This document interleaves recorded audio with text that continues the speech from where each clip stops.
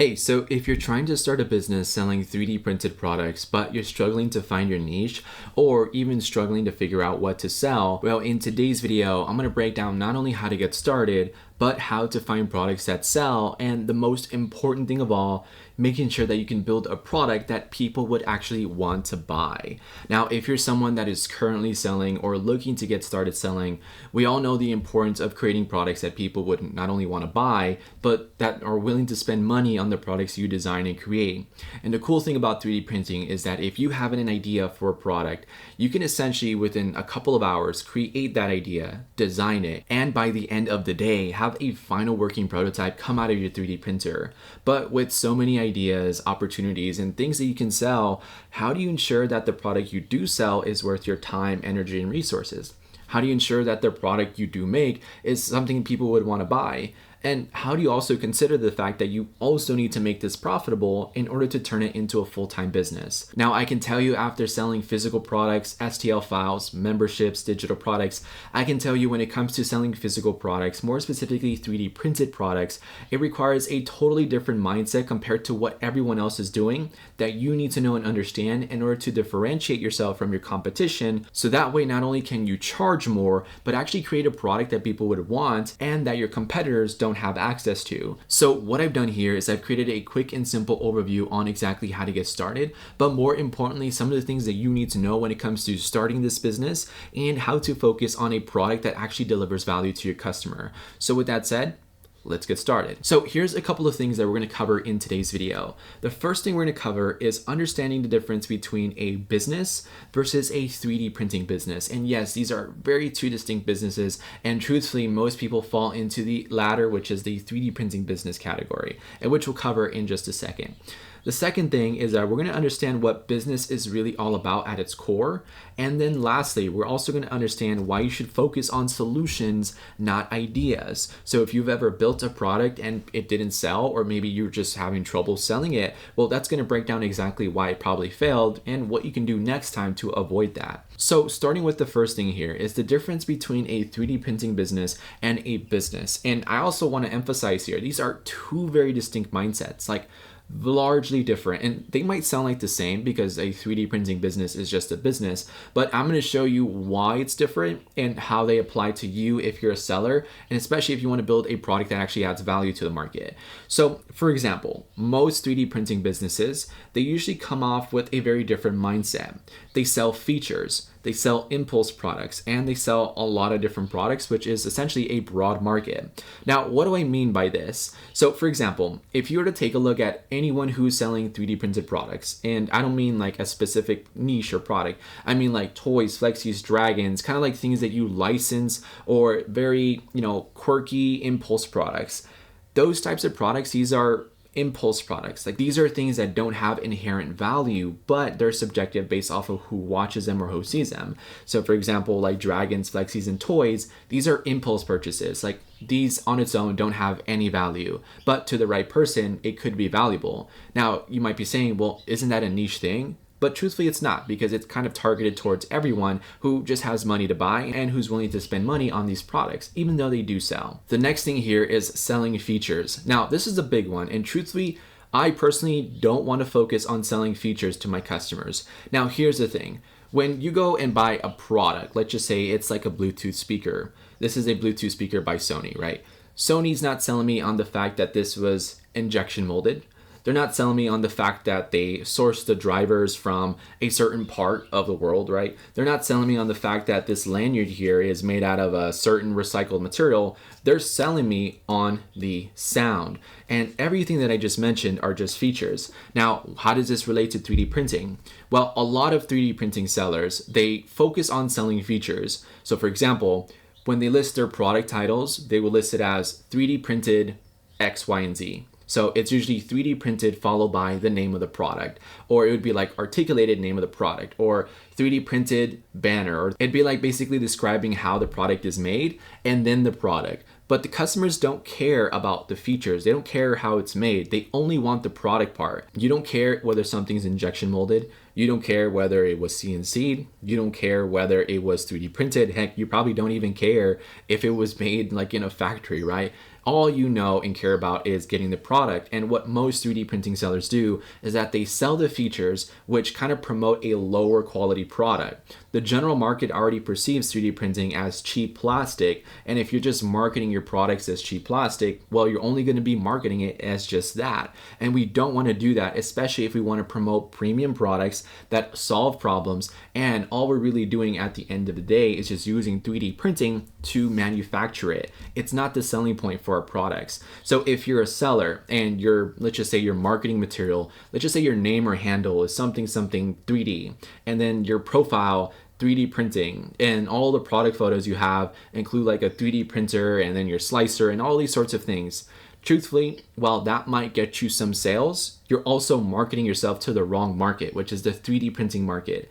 People with 3D printers don't want to buy your 3D prints. They just want the STL file. So if you're trying to sell a physical product, your marketing should not be around 3D printing, but rather the solutions that it offers, which is going to push you to kind of think differently to target that customer you want. The last thing here is the broad market. Now, in my personal opinion, if you're selling like licensed designs that you're licensing from another designer, you're kind of selling a mixed batch of everything. And if you don't know what to sell, it's okay to get started this way. But long term, if you're selling broad, you can't really niche down and you can't really systemize the process. So for example, let's just say if you're selling 10 different products, and each product, let's just say you offer small, medium, and large, and then within those products you offer 15 different filament colors, which I have seen people do. They offer more options, more variety, more sizes, but truthfully, that actually hurts you as a seller because it's pretty much difficult to scale that. Imagine having to have 15 different filaments in stock and then having to print out multiple different sizes and files simply because someone ordered a small size while someone ordered a large size.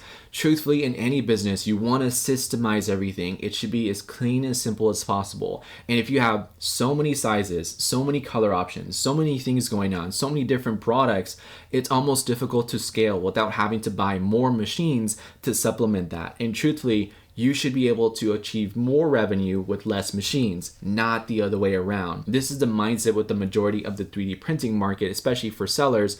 They target broadly, trying to sell as much as they can, rather than focusing on a specific niche and a specific product. Now, I can tell you after working with businesses who sell 3D printed products, not a 3D printing business, but that sell 3D printed products, they have a very different mindset. The mindset that they have here is that they sell outcomes. So they produce the product, but they're not selling it as 3D printed because the customer majority of the time doesn't care that it's 3D printed. They only care about the solution. So they sell the solution, not the features. And that's the biggest thing you'd want to do. So for example, your customers don't care if you use Orca Slicer. They don't care if you're using a 0.12 layer height. They don't care if you use a 0.4 nozzle. They just want the outcome. So why focus on the features, which is what everyone else is doing? You want to focus on the outcomes, which is what the customer gets. Additionally, they sell niche items. I can tell you that everyone that I've worked with, they sell very specific items. And truthfully, they're not really that unique in terms of the product. They can be as simple products like yarn spinners or even more complex designs like SSD enclosures. And look, I'll go into more of that later on in the video, but my point here is that you really want to focus on finding a specific category or a group of people, which is a niche. And then lastly, selling to a specific person and group. So realistically, at the end of the day, a niche is just a category, and basically just a category that a group of people are interested in. And most people tend to conflate it, or they tend to overwhelm themselves with the amount of different niches that exist out there. And truthfully, there is no right or wrong niche or more or less profitable. Truthfully, a lot of different niches can make you a lot of money, assuming you know what you're doing and assuming you already have an interest in that, which we'll cover later on in this video. Now, with that said, how do we actually start a business? Now, you and I both already know that we need to create a product that solves a specific problem. But what if I told you there's actually a wrong way to go about it and then a right way to go about it? So let me quickly walk you through how most people get started and then some of the mistakes that people make when it comes to selling their own products and why they're probably not even selling. So if you're someone that's currently designing a product or who has designed a product in the past and maybe it has failed or not gotten you any sales, well, this is going to explain why. So let's just imagine the typical product cycle on how most businesses start. It can be like an ice cream shop. It can be like a physical product business. It can be like it doesn't even matter what business it is. What matters is understanding why and how they start, and then most importantly, why they fail. So the way most businesses start is that they start with an idea, and usually it either comes randomly. Maybe you see something that might be interesting, or maybe you just have an idea for a product and it just came to you out of nowhere, right? Wherever that came from, every business starts with an idea. Whether it's an ice cream shop, whether it's a physical product business, whether it's a service-based business, it doesn't even matter. The idea is there, right? Now, whenever you have an idea for a business, what ends up happening is that most people will tell their friends, their family, their spouse, their partner. They'll start telling everyone they know, or sometimes they might try to get validation from people who, already support them in their goals. And you're more than likely not to have your friends and family tell you not to do something. You're more than likely to have them tell you that, hey, you should probably do this thing. They're going to encourage you. But the problem with that is that it does give you a lot of false positives, because just because people are telling you that this could work, that doesn't mean it will. So what ends up happening is that most business owners, most sellers, especially if you're trying to sell right now, and if you created a product and it failed, they invest their time, energy, resources. So you have this idea, you're getting a lot of positive feedback. So then what's the next step most people take? Then they create a website, then they create a logo, then they buy more 3D printers, then they buy more filament, because they're assuming that, look, this idea could work, so I might as well be ready just in case I'm overwhelmed with orders, right? And I hear it time and time again. And truthfully, this sets up a lot of us for failure, because we've just invested our time, energy, and resources into things that haven't made us money yet. And truthfully, what ends up happening is that then they spend all this time, then they have the product, and then maybe 3 to 6 to 1 year goes by and nobody wants it. How did we go from people telling us that this could work and then nobody wanting this thing? Truthfully, the best way to indicate whether or not products you have will sell is when people are willing to pay with their money. And that's the only way. And if you've ever started a business with an idea and you spend all this time and energy building this thing and putting it out there, and then when you put it out there and you're consistent, you're showing up every single day, and nobody wants this thing, and that's because you've been missing the most crucial step to this process, which is creating something that the customer wants. Not what people think they want, but what they actually want. And I can tell you, after working with people, I've worked with people who spent 3 months on a logo and no sales to show for it. I've worked with people who spent a year on their website. And I can tell you, even after spending a year on their website, they're not one step forward or one step closer to where they want to go. And while truthfully, these are mistakes that everyone makes in the beginning when they're first getting started, what matters at the end of the day is sales, is a product, and then getting customers. That's all that matters. So look, nothing is worse than building something that nobody wants. And I really want to emphasize this, because this video is all about helping you find products to sell. And what I don't want you to do is end up in this scenario where you're building something that nobody wants to buy. That's the most important thing about this video. So nothing is worse than building something that nobody wants. Now, with that said, at the end of the day, a business is all about solving problems. So don't look for ideas, look for problems. Now look, people don't buy features. They don't buy something because it's 3D printed. They don't buy something because it's made out of wood or woodworked. They don't buy something simply because it's handmade, right? Now that's very niche sort of things, right? If someone buys something because it's handmade or woodworked or 3D printed, that's because they're supporting the idea or they support the project or the work that comes from it. But a majority of the market, a majority of customers don't care how something is made. They just want the outcome, which is what they get from that product and what that product does. And it's important to understand this. So for example, let's just say if you go to the gym and you go on your workout, and one day your personal trainer or a personal trainer walks up to you and says, hey, look, I want to help you lose 10 pounds over the next 30 days. Do you want to do that?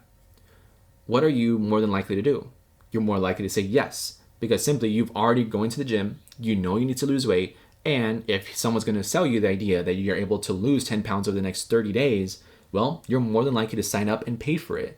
Now keep in mind, at no point in time this personal trainer is telling you the meal plan, the diets, the exercises. They're not telling you how hard you're gonna have to train. They're not telling you that you're gonna have to come into the gym 2 days, 4 or 5 days per week. All they're selling you is on the outcome, and that's what people buy. Or how about a plane ticket? When you go and you buy a plane ticket, most people plan trips and let's just say vacations months in advance. They spend thousands of dollars on plane tickets, on traveling, on experiences, and they prepay this all up front. So when you buy airplane tickets, you're buying 2 to 3 to 6 to 12 months in advance for that ticket. You're buying the outcome that that plane is going to take you to where you want to go. You're not buying it because the plane is using, eco-efficient fuel or whatever, right? They're not selling you on the fact that the plane is ultra comfortable. They're not selling you on the fact that, the plane has pilots with 15 years of experience. No one cares about that. They just care about getting to their destination. And while yes, it does matter to have trained pilots and a nice cabin to sit in and, a plane that gets you there safely, at the end of the day, people just want to go to their destination. So it's the outcome people want. And it's crucial that you understand this.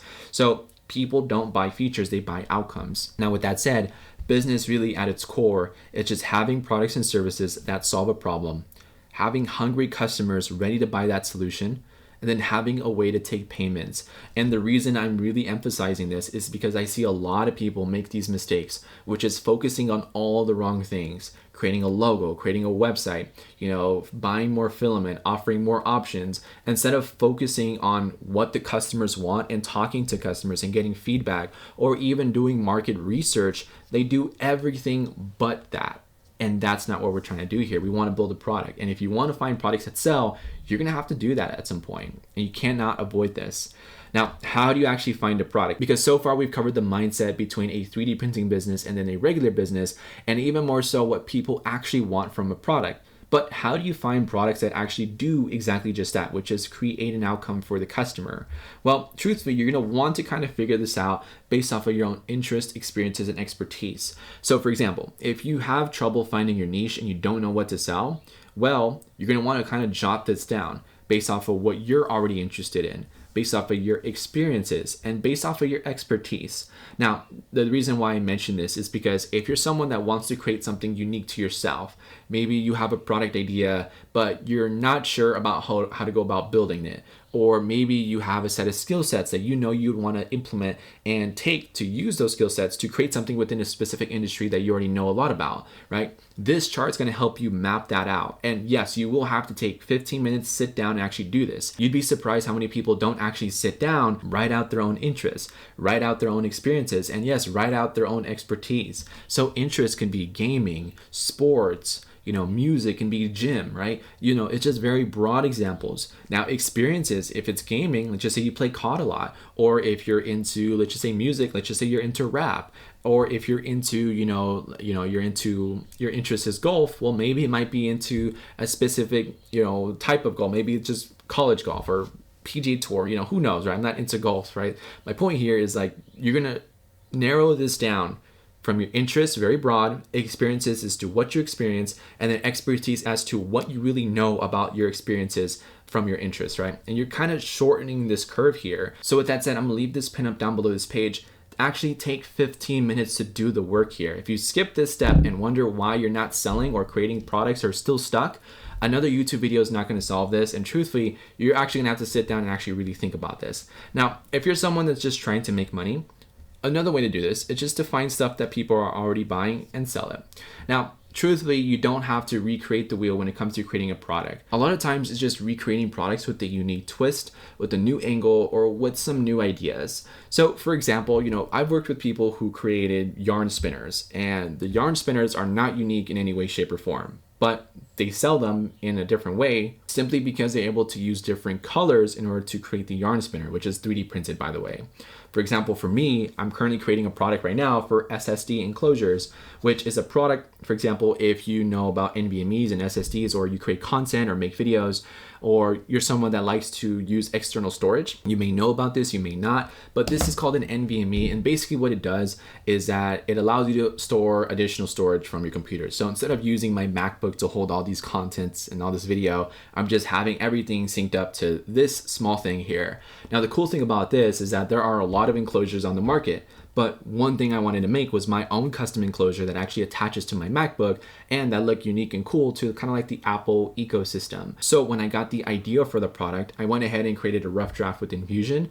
Then I prototyped it, and instead of weeks to months building a website and building all this unnecessary stuff and a logo, I went on my Instagram, made a few posts about the product that I'm working on, and I got so much positive feedback from this product that now I actually got in sales, people wanting to buy this thing from me. Not the envy in me per se, but the product, the folder enclosure that I'm talking about. I'm gonna throw up some B-roll shots on screen so that way you guys can kind of see what I'm talking about. But my main point here is that if you're trying to sell a product, you don't have to reinvent the wheel.